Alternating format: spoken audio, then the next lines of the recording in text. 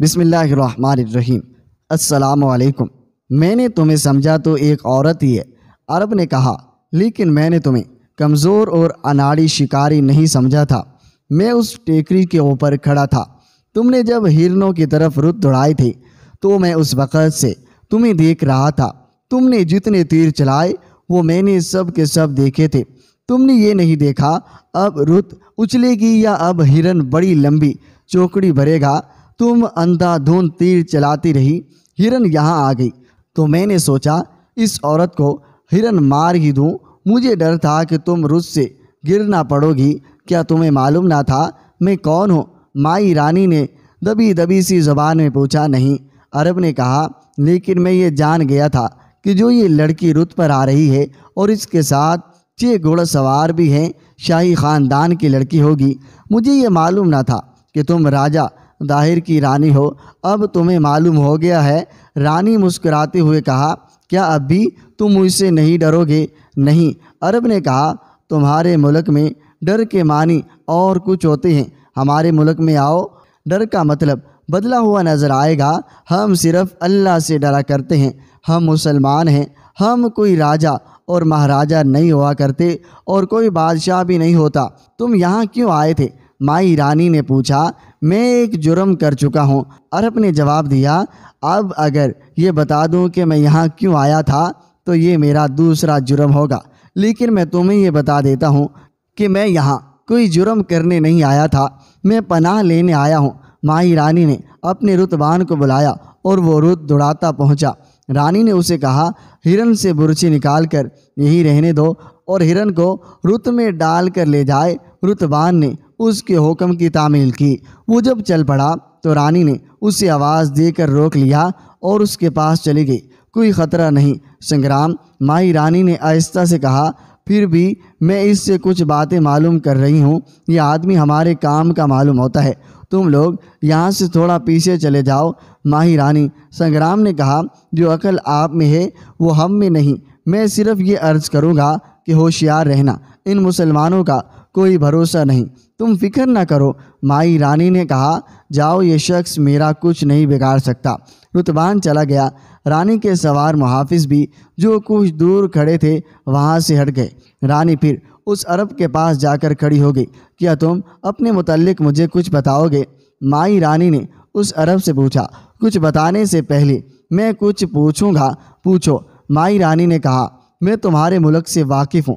عرب نے کہا، اس ملک کے راجہ اور ان کی رانیاں ایک عام آدمی کے ساتھ اس طرح نرمی سے بات نہیں کیا کرتے جس طرح تم کر رہی ہو۔ یہاں انسانوں کے خدا بنے ہوئے ہیں، تم کوئی عام آدمی نہیں معلوم ہوتے۔ مائی رانی نے کہا، تم کسی شاہی خاندان کے آدمی ہو، تم نے ہماری زبان کہاں سے سیکھی ہے؟ تم تو ہمارے ملک کی اور بھی کچھ باتیں جانتے ہو۔ رانی چپ ہو گئی اور کچھ سوچ کر عرب کی طرف دیکھا اور کہنے لگی، مجھے تمہارے ساتھ سختی سے بات کرنے کی ضرورت نہیں۔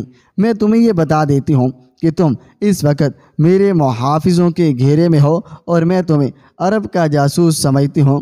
کیا تم میرا یہ شک رفع کر سکتے ہو؟ نہیں، عرب نے کہا، میں صرف یہ کہہ سکتا ہوں، میں کسی کا جاسوس نہیں۔ میرا نام بلال بن عثمان ہے اور میں اپنی خلافت کا باغی ہوں۔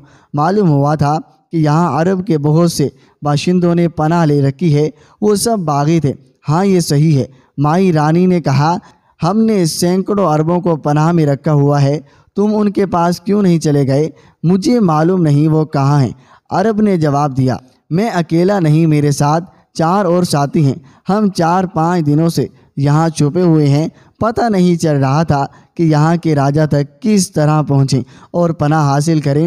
تم نے پوچھا تھا کہ میں نے تمہارے ملک کی زبان کہاں سے سیکھی ہے۔ میں لڑکپن میں اپنے باپ کے ساتھ اس ملک میں آ چکا ہوں اور میں نے 5 سال یہیں گزارے تھے۔ کیا تم سندھ میں رہے تھے؟ نہیں رانی، بلال نے جواب دیا، میں سب سے پہلے سراندیپ گیا تھا۔ تم جانتی ہوگی بڑی لمبی مدت سے وہاں مسلمان آباد ہیں۔ مالابار میں بھی عرب کے مسلمان آ کر آباد ہوئے تھے۔ میں جانتی ہوں، رانی نے کہا، مجھے معلوم ہے یہ عرب کے وہ مسلمان ہیں جو تجارت کے لیے وہاں گئے تھے، ان میں سے بہت سے وہیں آباد ہو گئے تھے، اور میں یہ بھی جانتی ہوں کہ مالابار میں جو مسلمان ہیں اسلام کی اسلام کی تبلیغ بھی کرتے ہیں، اور انہوں نے ان علاقوں کے بے شمار دوسرے مذہبوں کے خاندانوں کو مسلمان بنا دیا ہے۔ میرا باپ بھی مبلغ تھا، بلال بن عثمان نے کہا۔ وہ تاجر بھی تھا، میں اس کے ساتھ ادھر آیا تھا۔ میں اپنے باپ کے ساتھ ہندوستان کے کئی علاقوں میں گیا تھا۔ میں نے اس دوران یہاں کی زبان سیکھی تھی۔ باپ مجھے بھی تبلیغ کی تربیت دے رہا تھا، لیکن میں سیاہ گیری کا شوقین تھا۔ باپ نے جب میرا یہ شوق دیکھا تو اس نے مجھے سیاہ گیری کی استادوں کے حوالے کر دیا، اور جب میں جوان ہو گیا تو اس نے مجھے واپس عرب بھیج دیا۔ میں خلیفہ کے لشکر میں شامل ہو گیا، لیکن کچھ عرصے بعد خلافت پر جھگڑا شروع ہو گیا۔ جو فوجی اور شہری اس وقت کے خلیفہ کے خلاف تھے، انہوں نے بغاوت کر دی، لیکن ناکام ہوئے اور پکڑے گئے۔ ان میں سے بہت سے وہاں سے بھاگ آئے تھے۔ یہ وہ عربی باشندے ہیں جنہیں یہاں کے راجا نے پناہ دی تھی۔ میں چونکہ انہی کی اولاد میں سے ہوں، اس لیے مجھے بھی وہاں سے بھاگنا پڑا۔ یہ بہت پرانی بات ہے۔ جب عرب کے باغی یہاں آئے تھے، مائی رانی نے کہا، تم اب کیوں آئے ہو؟ دراصل ان کا باغی نہیں جن کے خلاف پہلے بغاوت ہوئی تھی۔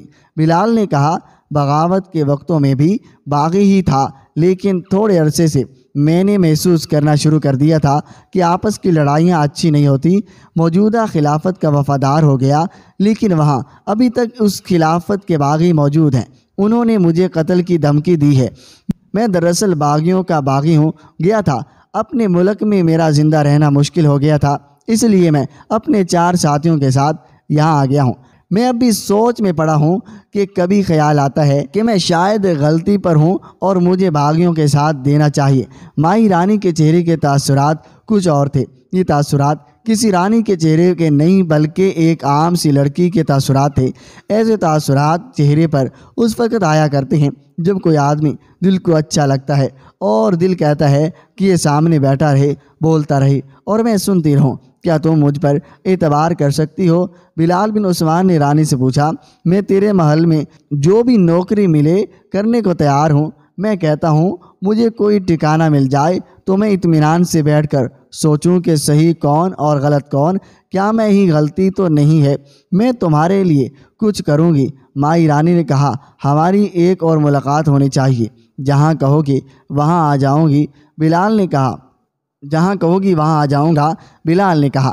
مائی رانی نے بلال کو قلعے کے قریب ایک جگہ بتا کر کہا وہ اگلے روز وہاں پہنچ جائے۔ یہ کہہ کر مائی رانی چلے گئے۔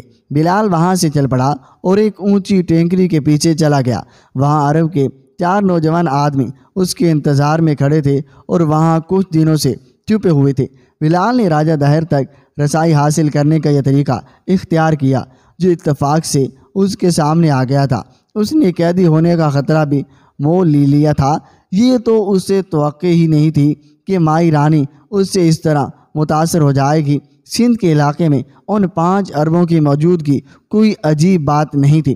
محمد بن قاسم کی پیدائش سے بہت پہلے عرب کے مسلمان ہندوستان کی سرزمین پر موجود تھے۔ سب سے پہلے اسلام ہندوستان کے جنوبی علاقے مالابار میں آیا تھا۔